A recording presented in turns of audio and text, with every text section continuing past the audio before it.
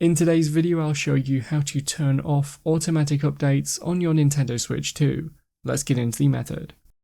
On the Switch 2 home screen, head to the System Settings app, and then scroll down until you are in the section called System, which should be at the bottom.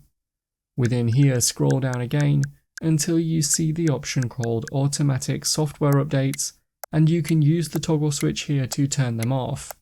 You can still manually check for updates either on this page for the system or on the game info page for each game. That's how to turn off automatic software updates on your Nintendo Switch 2. If you found the video helpful, remember to leave a like and feel free to subscribe for more. Check out the videos coming up right now, you might find these helpful too.